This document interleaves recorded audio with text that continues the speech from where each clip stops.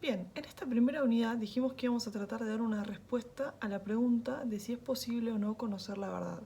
Y dijimos que para responder esa pregunta íbamos a ver distintas posturas que intentan dar una respuesta. La primera postura que vimos se llama escepticismo. La que vamos a ver hoy se llama relativismo. Cuando usamos la palabra relativo, relativo quiere decir algo que tiene relación con otra cosa, que está relacionado a. Muy distinto a cuando hablamos de acá algo que es absoluto. Absoluto quiere decir no ligado, que no depende de nada. Entonces, cuando hablamos de relativismo, ¿qué es lo que sostiene esta postura? Esta postura sostiene que no hay verdades absolutas, sino que todo es relativo. ¿Qué quiere decir? Que todo depende de otra cosa. Si yo hablo de un relativismo individual, por ejemplo, lo que hago es hacer depender a la verdad de la opinión del individuo, de lo que el individuo piensa. Es decir, que esa persona es la que decide qué es verdadero y qué no. De esta manera, diríamos que lo que puede ser verdadero para mí puede ser falso para otra persona y así, y todas estas posturas serían válidas, ¿sí? Podemos hablar también de un relativismo cultural o sociológico en el cual, por ejemplo, diríamos que lo que es válido para una cultura hoy no es válido para otra cultura en otro momento, ¿sí? O un relativismo histórico, hacer depender a la verdad de lo que pasa en tal y determinado momento histórico, ¿sí? Entonces, ¿qué es lo que hace el relativismo? Lo que hace es hacer depender a la verdad de algo en específico, de otra cosa, ¿sí? Entonces, siempre la verdad depende de algo. El fundador del relativismo es un sofista de la antigua Grecia que se llama Protágoras.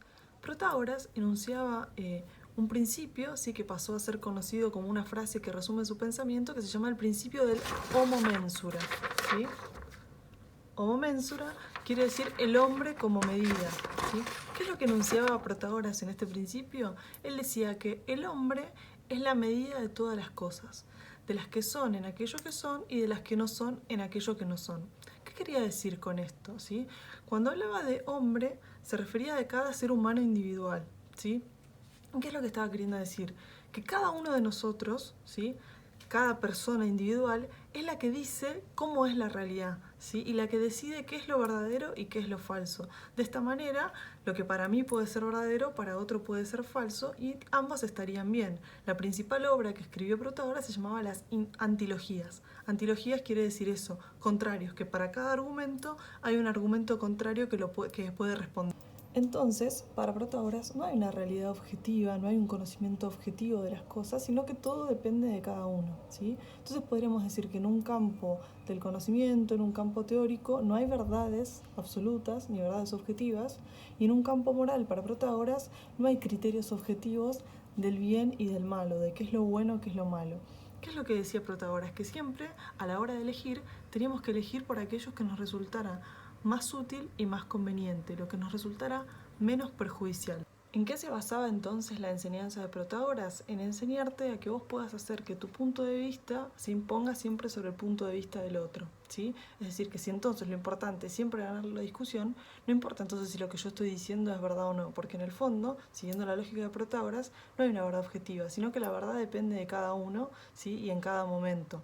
Entonces, ¿qué es lo que importa para Protágoras? Lo que importa para Protágoras es que yo pueda siempre hacer que mi punto de vista prevalezca sobre el punto de vista del otro, que yo pueda fortalecer mis argumentos, ¿sí? Para que en ese momento, en esas circunstancias, encontrar la manera de imponerme sobre mi adversario. Y quizás eso que ahora estoy defendiendo, estoy diciendo esto es así, estoy buscando argumentos cada vez más convincentes para convencer al otro de lo que estoy diciendo es así, quizás mañana voy a otro lugar, ¿sí? Y uso los argumentos contrarios porque estoy sosteniendo lo contrario, ¿sí? Porque en el fondo no hay nada objetivo, no hay nada que sea fijo, sino que todo es cambiante, todo es relativo, ¿sí? Todo depende de lo que la persona considere en ese momento.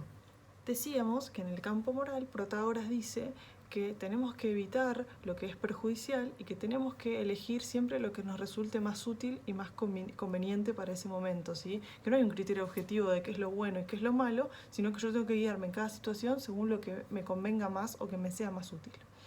¿Qué es lo que dicen algunos filósofos? Que acá hay una contradicción que Protágoras no vio, en la que cayó, en que él por un lado está diciendo que no hay criterios objetivos para que yo sepa qué es lo bueno y qué es lo malo, porque eso va dependiendo de la situación, pero que al decir que siempre me tengo que guiar por lo que es más útil y más conveniente y que tengo que evitar lo perjudicial, es una forma indirecta de decir que esos serían criterios objetivos. Es como decir que lo útil y lo conveniente sería lo bueno y que lo perjudicial sería lo malo, ¿sí?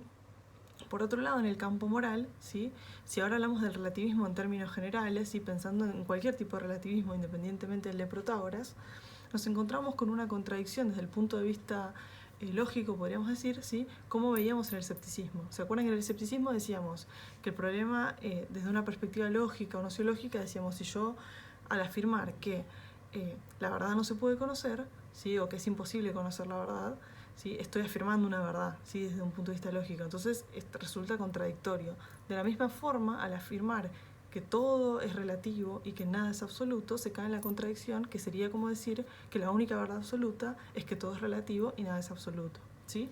De nuevo, estamos viendo posturas y estamos viendo críticas a esas posturas, ¿sí? Entonces, Protágoras es el fundador del relativismo, pero el relativismo no se termina ahí en Protágoras, ¿sí? Como decíamos al principio, a lo largo de la historia se van dando distintos autores relativistas y podemos ver el relativismo de distintos tipos, como decía, el relativismo sociológico, el relativismo cultural, el relativismo histórico y así sea lo cual haga relacionar o depender la verdad, ¿sí? De hecho, podríamos pensar en nuestra cultura actual y preguntarnos cuántas veces quizás escuchamos o dijimos esas expresiones como tu verdad, mi verdad, no hay nada absoluto, todo es relativo, todo depende de todo, ¿sí?